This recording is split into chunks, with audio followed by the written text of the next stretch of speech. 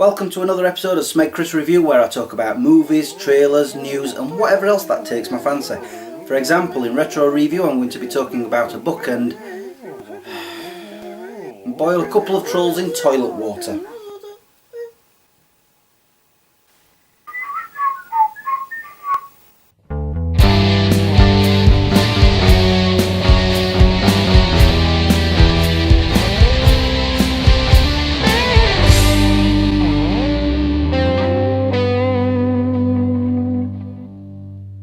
Now that Fred and Percy have gone quiet, I can give you some news. Starting with more on the Batman-Superman movie.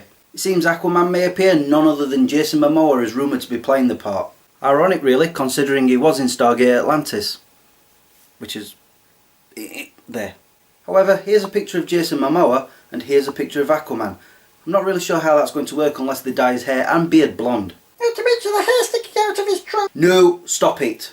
One of the television shows I've been watching has been cancelled, The Tomorrow People, which I thought was pretty good. Even though they managed to finish off the main story, they showed us a little bit of what was to come next, except it isn't. I did think some of the acting was something left to be desired, however the plots were good and surprising. It's a shame they've got rid of it. Maybe I should cancel The Trolls. It has been announced that there will be a sequel to Pacific Rim and it will be with us in 2017. Don't get me wrong, I enjoyed the original, but do we really need another monster movie? Meh, I'll probably still go watch it.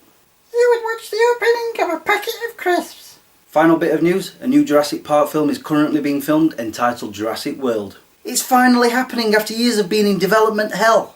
It stars Chris Pratt, who is about to be super famous thanks to Guardians of the Galaxy, and Bryce Dallas Howard. I'm not sure if Steven Spielberg is attached to it, but I'm still excited to see it. Can't be any worse than Jurassic Park 3. Hey, I like that film.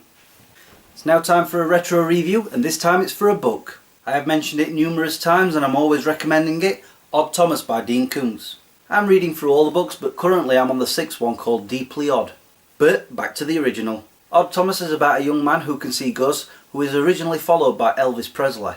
They can't communicate with him verbally, so he finds other means. He also sometimes employs their help, but not often because he has other gifts too.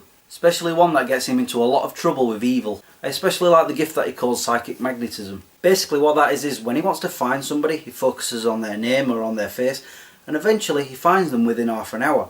However, sometimes that backfires and the bad guy that he's looking for is actually drawn to him and he walks straight into them and, well, trouble ensues. This one is my favourite in the series, but don't let that stop you reading the rest. They're all good. Odd Thomas is one of those characters that you will continuously root for. The story is told from his perspective, which provides many shocks and twists. If you're into the supernatural and the weird, this is for you.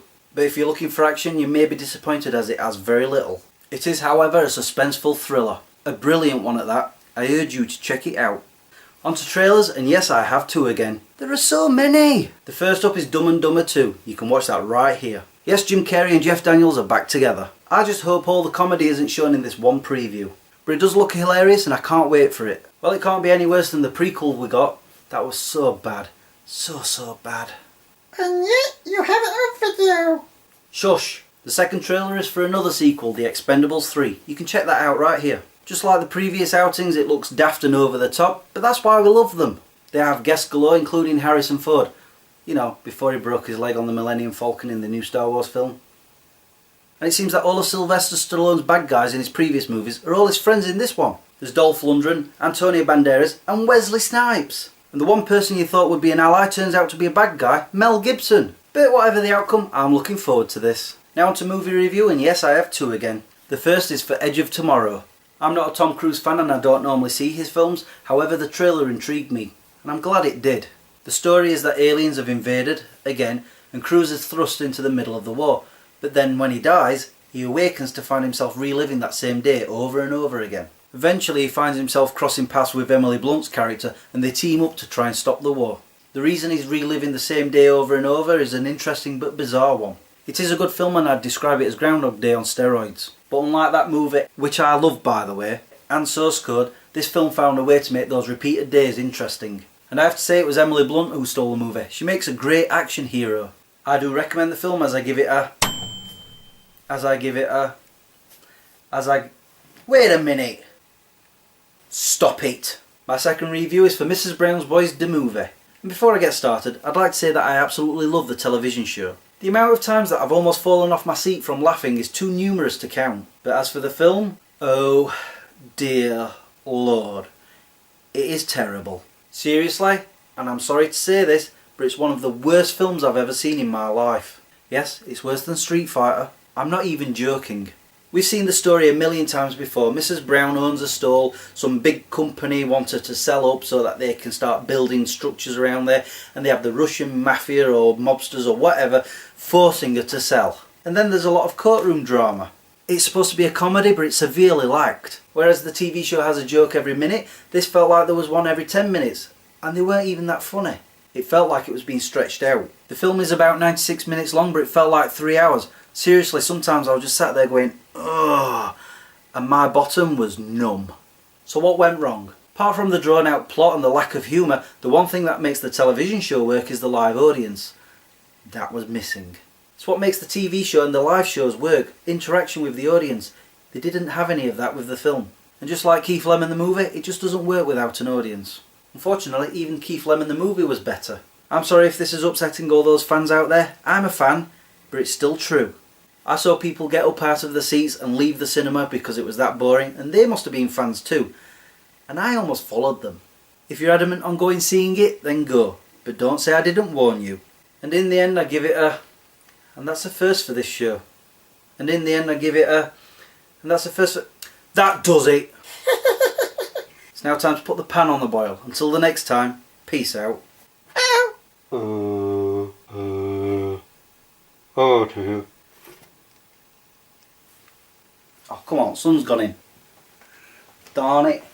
That's what happens when you're filming in the day. The sun goes in and the sun comes back out.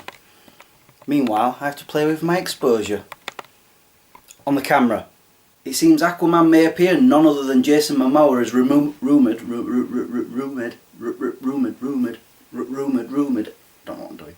It is, however, a suspenseful. I'm not a Tom Cruise. Why am I getting goosebumps?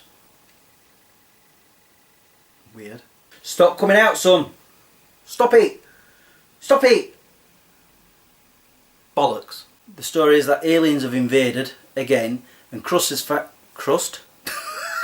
Tom Crust.